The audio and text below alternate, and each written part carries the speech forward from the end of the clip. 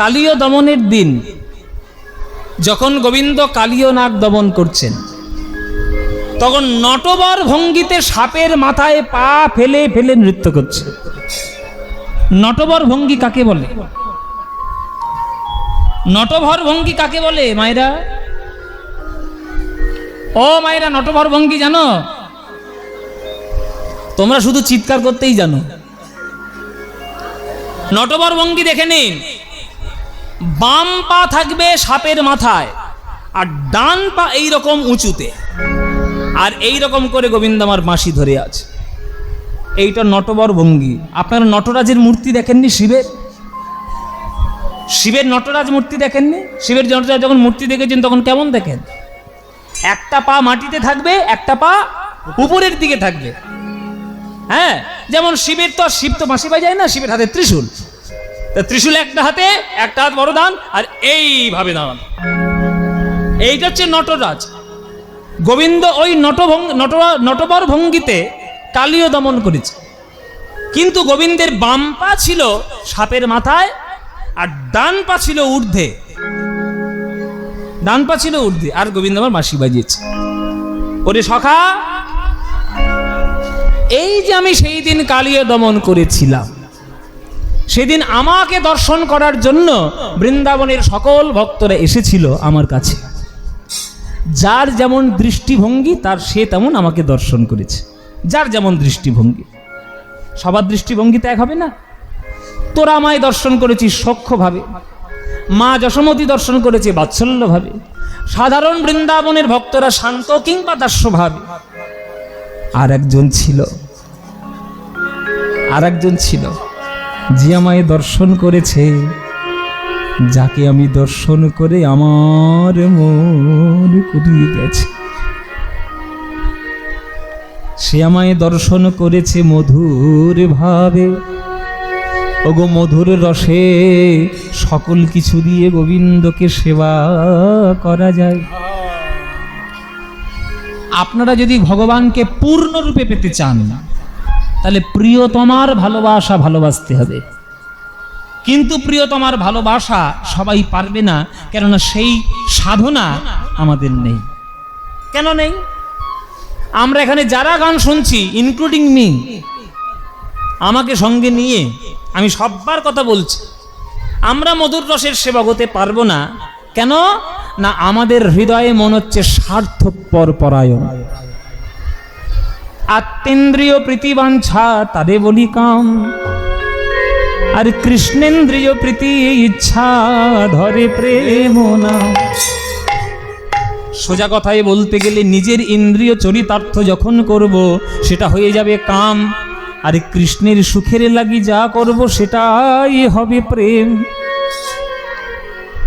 বলুন, আপনারা গোবিন্দকে কিভাবে ভালোবাসেন? প্রেম দিয়ে না স্বার্থ দিয়ে?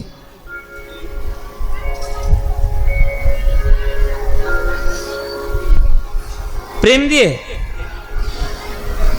কিছু মনে করবেন না, সত্যি কথা বলি।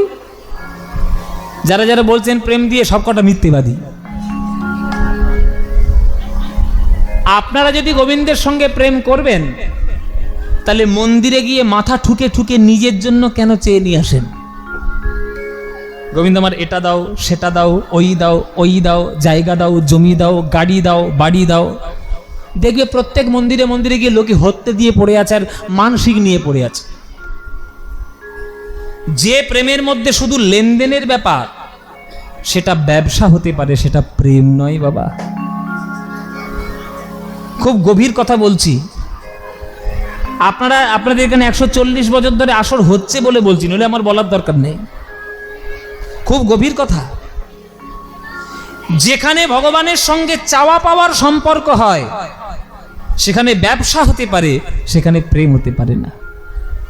বলুন তো, এতদিন ধরে আপনারা রাধা কৃষ্ণের লীলা শুনছেন, বলুন কোন পদাবলীর মধ্যে, কোন বইয়ের মধ্যে, কোন শাস্ত্রের মধ্যে আপনি আমাকে দেখান রাধারানী গোবিন্দকে ভালোবেসে গোবিন্দের কাছে চেয়েছে আমাকে 5 ভরি সোনার হাত দাও, আমাকে বেনারসি শাড়ি কিনে দাও, আমাকে একটা 2তলা 3তলা বাড়ি করে দাও? কোনোদিন কোনো পদের মধ্যে পাবেন? যা চেয়েছেন, যা পেয়েছেন, যা দেখেছেন, যা শুনেছেন, সব রাধারানী গোবিন্দের সুখের জন্য চেয়েছেন, গোবিন্দের সুখের জন্য চেয়েছেন। একটা পানও যদি সাজায় সেটা গোবিন্দের সুখের জন্য, একটা ঘটিতে জলও যদি রাখে সেটাও গোবিন্দের সুখের জন্য। হ্যাঁ, একটা মালা যদি সে গাঁথে সেও গোবিন্দের জন্য। তার প্রত্যেকটি সেবার উদ্দেশ্য গোবিন্দ সুখ, আর আমাদের প্রত্যেকটি সেবার উদ্দেশ্য আমার সুখ। আমি যদি মন্দিরে একটা প্রদীপও জ্বালাই গোবিন্দের নামে, ওখানেও আমার একটা কামনা বাসনা জড়িয়ে থাকবে যে হে ঠাকুর, তোমার নামে একটা প্রদীপ দিলাম, আমার ছেলেটার চাকরি যেন হয়ে যায়, আমার মেয়েটার যেন একটা ভালো পাত্র জোটে। তাহলে যেখানে শুধু চাওয়া পাওয়ার সম্পর্ক, সেখানে ভালোবাসা হতে পারে না, সেখানে ব্যবসা হতে পারে। তাই মধুর রসের ভক্ত সবাই হবে না বাবা, অনেক সাধনার জিনিস।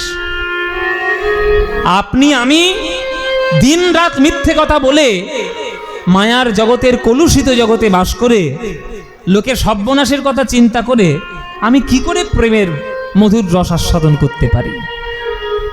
ওটা আস্বাদন করতে গেলে অনেক সাধনা চাই, গুরু চরণে বসা চাই, গোপী আনুগত্যে বৃন্দাবনে গোবিন্দকে সেবা করা চাই, তবেই সেই ভাব রসাস্বাদন করা যায়, নইলে হবে না। হ্যাঁ, কালি দমন, কালি দমন, দমন দিন মাহো, কালি দমন, কালি দমন, দমন দিন মাহো, কালিন্দী কুল কদম্ব কি ছাহো, কালিন্দী কুল কদম্ব কি ছাহো, কালি দমন, কালি দমন, দমন দিন মাহো, কালি দমন, কালি দমন দিন মা, কালিন্দী কুল কদম্ব কি ছাহ। আমি সেই কালীয় দমন যেদিন করেছিলাম, সেই দিন থেকে আমার মনের মধ্যে এই হ্যাচর প্যাচর করে মনের মধ্যে জমা হয়েছে। একটা পুকুরে জল কি এমনি একদিনে হয় বাবা? বিন্দু বিন্দু বিন্দু বিন্দু জল জমতে জমতে সেই পুকুরটা ভরাট হয়, তবে সেইটা পুকুর বলে পরিচিত হয়। তা আজকের এই যে আমি শুনছি, এই যে আমি তোর কাছে মনের কথা বলছি, সে কি এমনি হবে? এমনি হবে না। ওই দিন থেকে আমার মনের মধ্যে হয়েছে। বলে ঠিক আছে, কালীয় দমনের দিন তুই না হয় কালীয় দমন করেছিস, আমাদের বৃন্দাবনের অনেক বড় উপকার করেছিস, অনেক বড় উপকার। ওই কালী দহে কালীনাগ যাহা রহে বিষে দিশে দহন সমান, বিষ জল যেতেই পারতো না। কোনো পাখি যদি উড়ে যায় সেও পর্যন্ত মরে যাবে ওই জলের উপর বিষের প্রভাবে। হ্যাঁ, এটা ঠিক কথা, তুই আমাদের কালীয় দমন করে আমাদের অনেক বড় উপকার করেছিস, কিন্তু হয়েছেটা কি? তার জন্য তোর আজকের মন খারাপ কেন? কেন মন খারাপ?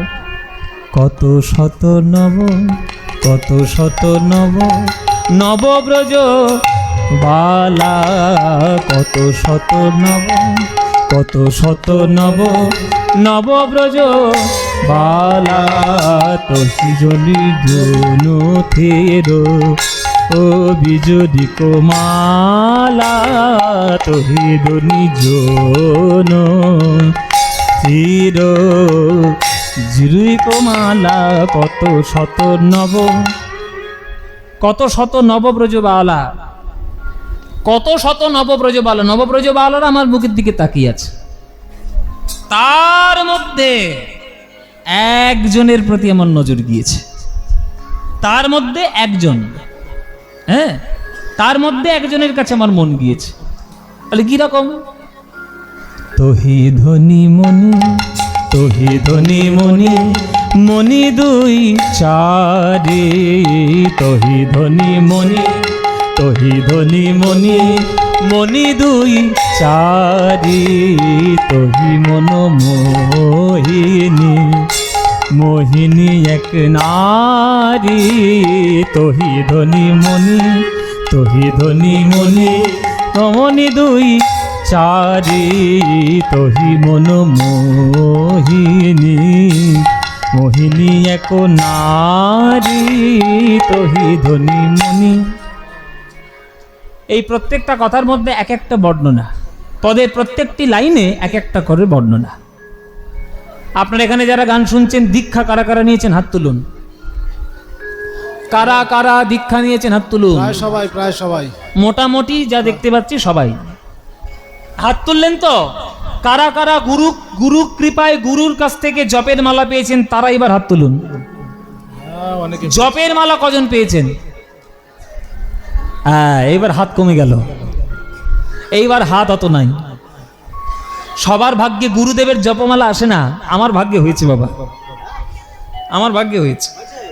এইটা আমার, আমি জানি না আপনাদের আশীর্বাদে আমার কি আছে জীবনে, আমার কিন্তু গুরু ভাগ্য খুব ভালো। আমার জ্যোতিষীরা যারা হাত দেখেছে তারা বলেছে তোমার গুরু ভাগ্য, বৃহস্পতি একেবারে টনটন করছে, বৃহস্পতি খুব জোর। আমার জীবনে বৃহস্পতি খুব জোর আছে। আমি কীর্তন শিখেছি যার কাছে, তিনি কীর্তন সম্রাট সুমন ভট্টাচার্য। শাস্ত্রীয় সঙ্গীত যার কাছে শিখি, তিনি শাস্ত্রীয় সঙ্গীত জগতের সম্রাট পণ্ডিত অজয় চক্রবর্তী। হ্যাঁ, আবার দীক্ষা যার কাছে নিয়েছি তিনি বিরাট বড় সাধক, তার নাম হচ্ছে শ্যামানন্দ দাস বাবাজি মহারাজ, পাটবাড়ি আশ্রম। হ্যাঁ, বড়াউনগর পাটবাড়ি। আমাকে যখন দীক্ষা নিতে গেলাম, আমি তো চিনি না, তো দীক্ষা নিতে গিয়েছি, আর উনি একবার থুরথুরে বুড়ো, একদম একদম থরথর করছে, থরথর করে কাঁপছে। কিন্তু ওই কাঁপনি অবস্থায় ওই মানুষটি, আমার গুরুদেব, ওই উপর থেকে নিচে নেমে যেত, গঙ্গায় স্নান করে আসতো ভোর 3টের সময়।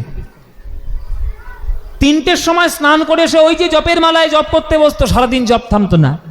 সেই সকাল 9টার পরে উনি যদি মনে করেন আজকের আমি দীক্ষা দেব, তবেই 2-4 জনকে দীক্ষা দেবে। সেই 2-4 জনের মধ্যে আমি পড়ে গেছিলাম।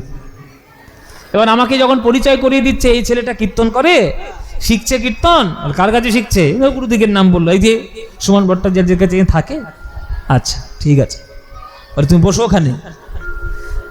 যে সেবাটা গোবিন্দকে দিয়েছিল, সেই তালশাঁস প্রসাদ আমাকে নিয়ে নিজের হাতে দিলেন। তারপরে বলছে তোমাকে একটা জিনিস আমি দেব। নিজে হাতে 108 তুলসীর মালা, জপের মালা জপ করে, জপের থলিতে ভরে বন্ধ করে আমার হাতে দিয়ে দিলে, বলে এইটাই জীবনের সর্বশ্রেষ্ঠ রত্ন, এটা তুমি ধারণ করে দেখো বাবা। বলুন সবার ভাগ্যে হবে? এইবার আমি এখানে সব কথাগুলো কেন বলছি? পদের জন্য বলছি। পদটা যেটা গাইছি তার মধ্যে যার জন্য বলছি। বলে কত শত নবব্রজবালা, কত শত নবব্রজবালা। এখানে শত মানে কি? এখানে শত মানে 100। 100 মানে কি বোঝাচ্ছে? শত গোপীর এক একটা প্রতিনিধি রূপে 100টা জপের মালায় তুলসীর কাষ্ঠমালা রয়েছে। কিন্তু আপনারা বলবেন যে 100 তো নয় বাবা, 100 তো নয়, নাম করতে হলে তো 108টা। দেখবেন 8টা 100 হওয়ার পর দেখবেন একটা সুতো বাঁধা থাকে। আপনাদের আছে কিনা আমি জানি না বাবা, আছে বাবা। 100টা জপের পর দেখবেন একটা সুতো হাতে পড়বে, ওইখানে আপনাকে জানিয়ে দেওয়া হবে যে 100 শেষ হলো, এইবার 8খানা বাকি আছে।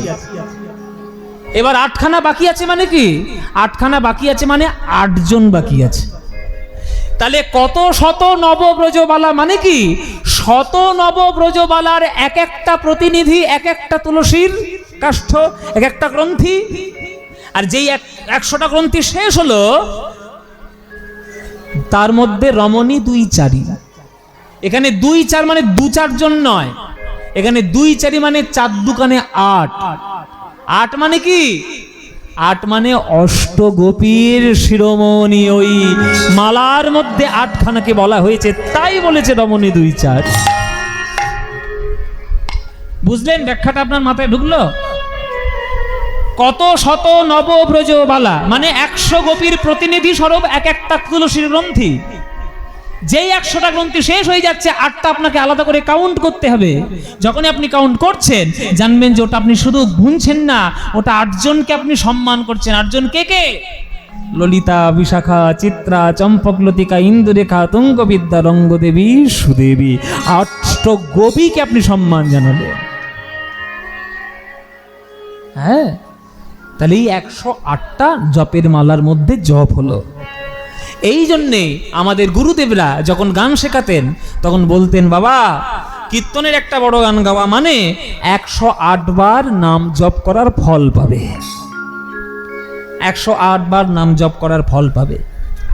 ওই জন্যই বলছে তোহি ধনি মনি, তোহি ধনি মনি রমণী দুই চারি, তোহি ধনি মনি, তোহি ধনি মনি রমণী দুই চারি, তোহি মন মোহিনী, মোহিনী এক নারী, তোহি মনি মোহিনী, মোহিনী এক নারী। তবে দিনে ক্ষীণ, দিনে দিনে ক্ষীণ, ক্ষীণ হেলো দেহা, তবে দিনে ক্ষীণ, দিনে দিনে ক্ষীণ, ক্ষীণ বেলো দেহা। গোবিন্দ দাস কহে ওইছে ন বলে হা, গোবিন্দ দাস কহে ওইছে ন বলে হা। লাল সাত বেগ জাগর জেতান এবং জনি মাত্রে তু, 10টা দশা রয়েছে যদি ভালোবাসায় পড়ো। এগুলো হচ্ছে প্রেমের কথা। যদি কারোর ভালোবাসায় প্রেমে যদি পড়ো, তাহলে তার কথা ভাবতে ভাবতে শরীর রোগা হয়ে যাবে, ক্ষীণ হয়ে যাবে। মায়েরা বলছে বাবা ক্ষীণ হয়ে যাবে, সে তো তোমার মতো দেখেই বোঝা যাচ্ছে। এই যে আমার এক মা রয়েছে, নদিয়ার এক মা, এই মা প্রথমেই এসে দেখে বলছে তুমি এত রোগা হয়ে গেছো কেন, পাটকাঠির মতো হয়ে গেছো কেন? কি করব, ভালোবাসায় পড়েছি। ও মায়েরা, প্রেমে পড়েছি, ওই জন্য শরীর রোগা হয়ে গেছে। মায়েরা বলছে বাবা কার প্রেমে পড়েছো? বাবা কার প্রেমে পড়েছি তোমায় কেন বলবো? হ্যাঁ কেন বলবো তোর? আমি কার ভালোবাসায় পড়েছি আমি কাউকে বলবো? কিন্তু ভালোবাসায় যদি আপনি পড়েন, এটা আপনি গ্যারান্টি দিয়ে রাখুন যে তার কথা ভাবতে ভাবতে দিন রাত চলে যাবে, চোখের জলে নাকের জলে এক হয়ে যাবে, কিন্তু আপনি রোগা হয়ে যাবে। তান এবং জড়ি মাত্র তো রোগা। আগে আংটিগুলো ঠিক হতো, এখন আংটিগুলো ঠিক হয় না, সব ঢলঢল করছে। আঙুলের মধ্যে টাইট হচ্ছে না, সব ঢলঢল করে পড়ে যাচ্ছে।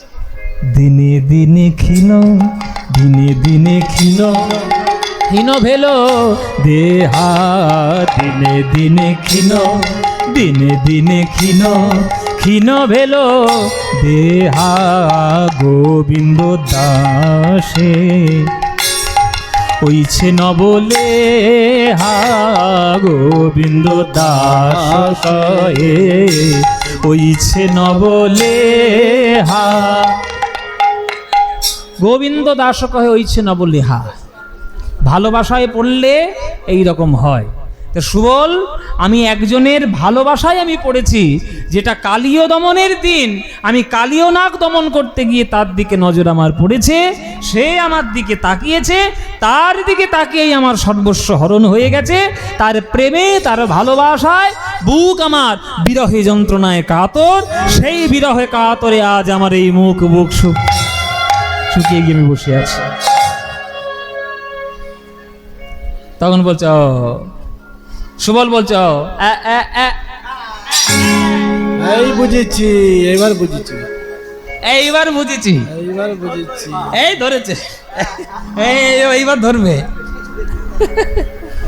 হরি বল মাইরা। এইবার বন্ধু বলছে এতদিনে মনের কথা বোঝা গেল। জয় নিতাই। বেশ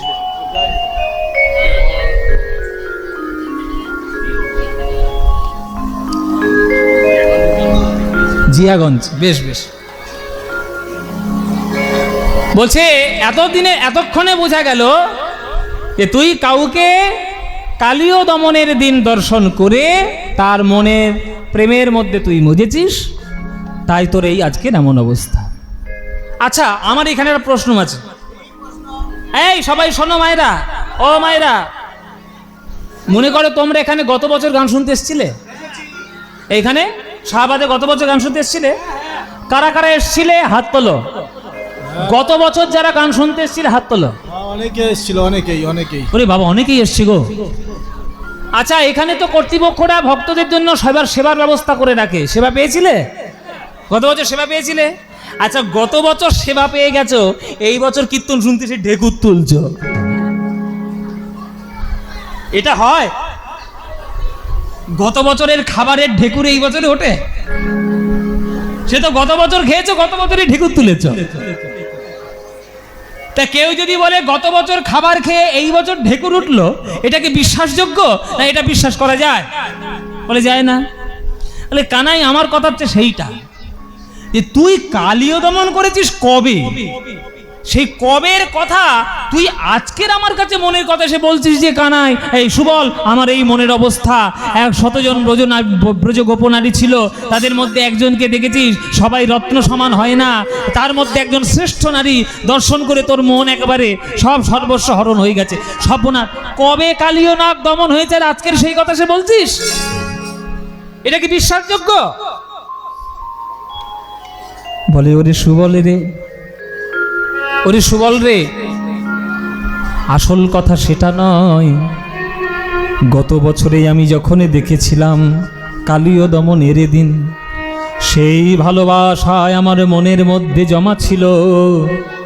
ওরে ওরে আমার প্রাণের সুবলে রে, এই কিছুদিন আগে, এই কয়েক দিন আগে আমি যমুনার ঘাটে যখন গেলাম, দেখলাম এক রমণী, সেই রমণী যমুনার জলে স্নান করেছে। সজনী আমার, বড় দুটো কি, সজনী আমার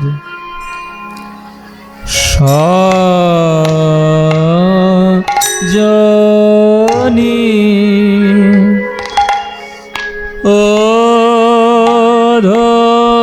ধনী কে কহ বটে আমার প্রাণ সখা, প্রাণ সখা শোধনী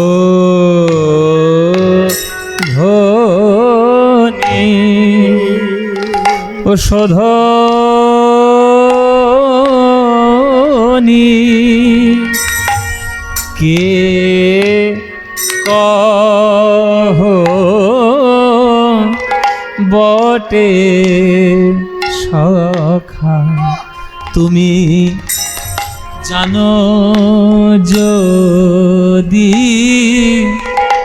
বলে দাও ভাই, ওগো জানো যদি বলে দাও ভাই, সে ধনী আমার কে কাপন গো, ওগো জানো যদি বলে দাও ভাই, ওগো সজনী গো সে কে কহ বটে, সে যে রমণী মুকুটমণি, জানো যদি বলে দাও ভাই, সে যে রমণী মুকুটমণি, জানো যদি বলে দাও ভাই, রমণী মুকুটমণি, জানো যদি আমায় বলে দাও ভাই, রমণী মুকুটমণি,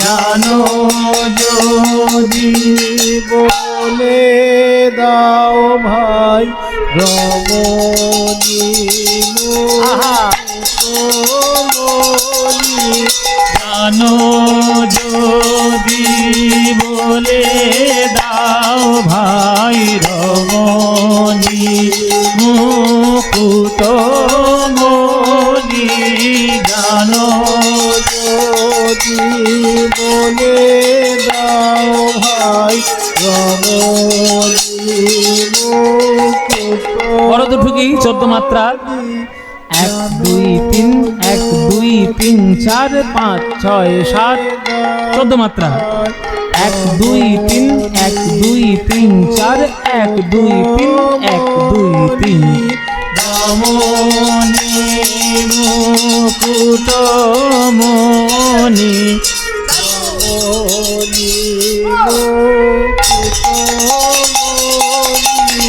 রমণী মুকুট মণি জানো যদি বলে দাও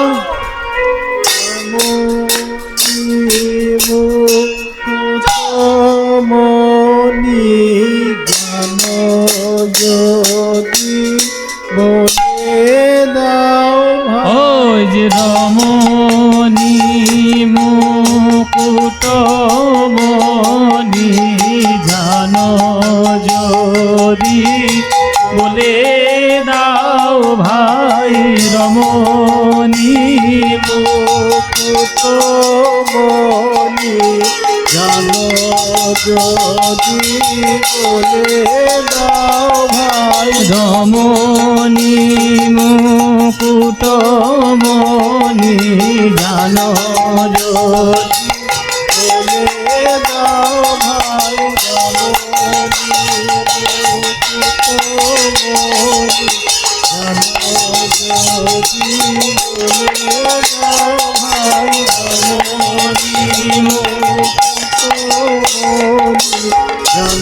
যদি বলে দাও ভাই মুকুট মণি জানো যদি বলে দাও ভাই রমণী মুকুট মণি জানো যদি বলে দাও ভাই রমণী মুকুট মণি জানো যদি বলে দাও ভাই রমণী মুকুট মণি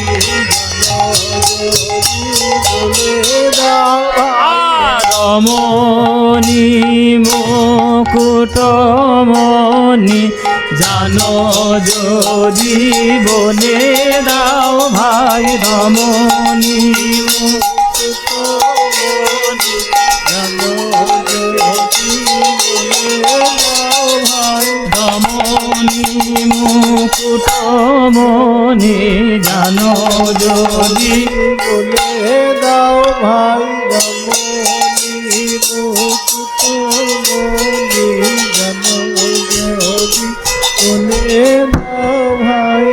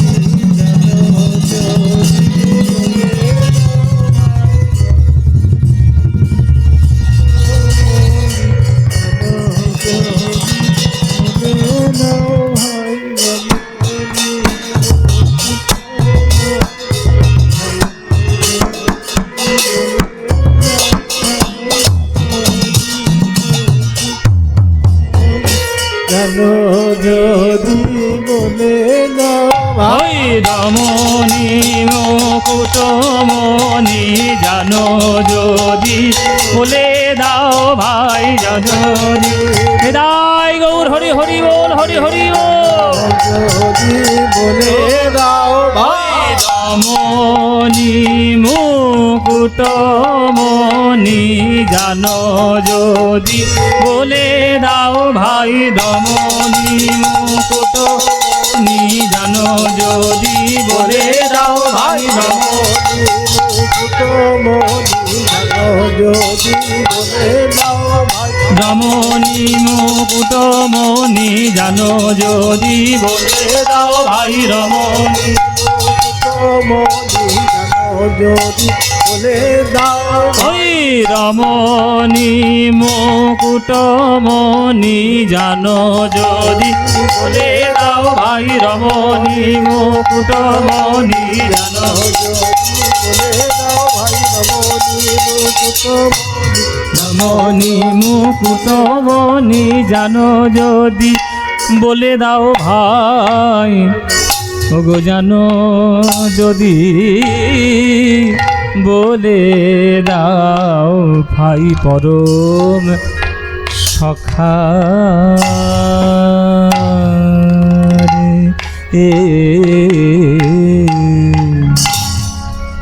সজনী ও ধনীকে কহ বটে ওই গৌরচনা গরি নবীনা কিশোরী গৌরচনা গরি নবীনা ও কিশোরী গৌরচনা গরি নবীনা কিশোরী রচনা গরি নবীনা কিশোরী ওই নাইতে দেখিনু ভা ওই নাইতে দেখিনু ঘাট ও নাইতে দেখিনু ঘাটে নাইতে দেখিনু ঘাটে ওরে শোন রে সুবল প্রাণের সাঙাতি শোন রে সুবল প্রাণের সাঙাতি সে ধনী মাজিছে গাগো সে ধনী মাজিছে মাগিছে না হো ওই বসি যমুনার তীরে বসি যমুনার নিরে পায়ের উপর পাগো সে পায়ের উপরে পায়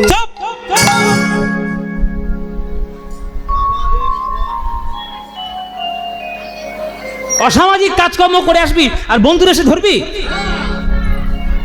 অসামাজিক কাজ করে এসছিস কানাই অসামাজিক হ্যাঁ অসামাজিক কাজ তুই আমার বন্ধু বলে কি আমি সব কথায় তোকে ক্ষমা করবো নাকি আরে বাইরের লোক বলার আগে নিজের লোক বললে ভালো তুই একটা অসামাজিক কাজ করেছিস সেই কাজটা করে তুই আবার আমাকে ফলাও করে বলতে এসছিস তাহলে আমি কি অসামাজিক কাজ করলাম আস্তে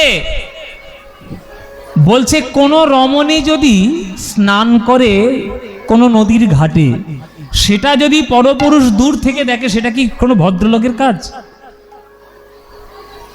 কি গো এখনকার দিনে না হয় ঘরে ঘরে বড় বড় বাথরুম হয়েছে অ্যাটাচ বাথরুম ঘরের সঙ্গে বাথরুম আলাদা আগেকার দিনে তা তো ছিল না আগেকার দিনে তো ঘাটেই যেতে সেটা স্নান করতে নদীর ঘাট হোক পুকুরের ঘাট হোক আগেকার দিনে নারীদের জন্য ঘাট আলাদা পুরুষের জন্য ঘাট আলাদা নারীরা পুরুষদের ঘাটে যাবে না পুরুষরা নারীদের ঘাটে যাবে তা তুই একটা পুরুষ হয়ে পরপুরুষ হয়ে একটা রমণী স্নান করছে যমুনার ঘাটে তুই গিয়ে সেখানে দেখছিস এটা একটা অসামাজিক কাজ নয় অসামাজিক কাজগুলো করে আসছিস আর বন্ধু বলে আমি তোকে ছেড়ে কথা কইব ওরে লোকে বলাচ্ছে আগে আমার কথা শোন আমি তোকে বকলে ভালো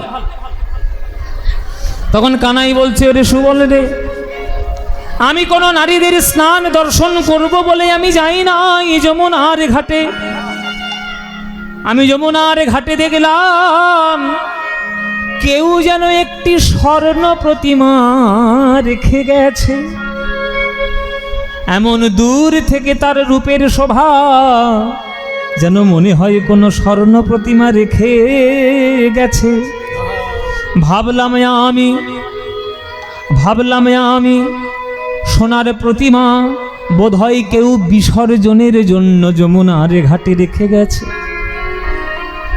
কোনো মূর্তি যদি পুজো হয় তারপরে বিসর্জন হয় না কি গো মায়েরা মূর্তি পুজো করার পর তো বিসর্জন দিতে হয় তা বিসর্জন দেবে বলে কেউ মনে হয় হ্যাঁ, আমার মনে হয় কেউ একজন মূর্তি সোনার প্রতিমা পুজো টুজো করে যমুনার তীরে রেখে গেছে বিসর্জন দেবে বলে। আমি মনে মনে ভাবলাম, এমন সোনার প্রতিমা কে রেখে গেছে? একেবারে নয়ন ভরে দেখে আসি এমন সোনার প্রতিমা কে পুজো করেছে। আমি কাছাকাছি গিয়ে দেখলাম ওই যে সোনার নির্জীব কোনো প্রতিমা নয়, ওই প্রতিমা কথা বলে আবার স্নান করে। গৌর হরি বল। ভাষাতে পারে নাই, ভাষাতে পারে না, ভাষাতে পারে না, ভাষাতে পারে না, ওই যে সজীব প্রতিমা বলে ভাষাতে পারে না, সজীব প্রতিমা বলে ভাষাতে পারে না। ওগো সজীব প্রতিমা বলে, যে প্রতিমায় আমার মন চুরি, সজীব প্রতিমা বলে, সজীব আমার মনে চুরি, প্রতিমা বলে, মায়া জীবী বলে সজীবী প্রতিমা বলে, রূপমায়া জীবী বলে সজীবী প্রতিমা বলে। ওগো ভাষাতে পারে না, ভাষাতে পারে না। বসি তারণী রে যমুনার তীরে, পায়ে দো উপর পাগো, তার পায়ের উপরে পায়। স্নান উঠিতে নিতম্ব তটেতে, পড়েছে চিকুর রাশি, পড়েছে চিকুর রাশি। এই, এখানে একটা গন্ডগোল আছে, এখানে একটা গন্ডগোল আছে। বলে কি গন্ডগোল?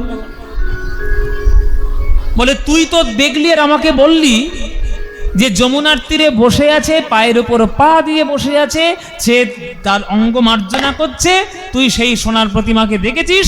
এবার তুই বলছিস সিনানো শাড়িতে নিতম্ব তটেতে পড়েছে চিকুর রাশি। ওমা, তা স্নানে তো নামলই না, সে আবার স্নান সেরে উঠলো কি করে? যে স্নান করতে নামেনি সে উঠলো কি করে স্নান করে? আর তার চুল থেকে ওই ঝরঝর করে জল পড়ছেই বা কি করে?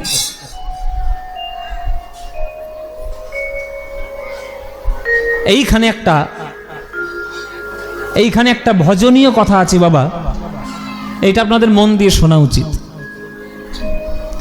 এই যে চণ্ডীদাস ঠাকুর এই পদটি রচনা করেছেন, চণ্ডীদাস ঠাকুর এই পদটি রচনা করে তিনি কেবলমাত্র অঙ্গের বর্ণনা দিয়েছেন, মার্জনের বর্ণনা দিয়েছেন, বলতে উঠে যাচ্ছে। এবার ভক্তগণ তো প্রশ্ন করবেই যে যে স্নান করতে নামলো না সে উঠলো কি করে স্নান করে? আর তার চুল থেকে এরকম টপ টপ করে জল পড়বেই বা কি করে? সে তো স্নান করতে নামেনি। স্নান কি করে গোবিন্দ রাধারানী করেছেন সেটা কিন্তু এই পদের মধ্যে চণ্ডীদাস ঠাকুর লেখেননি। কেন না, এইটা হচ্ছে আমাদের পরম্পরা।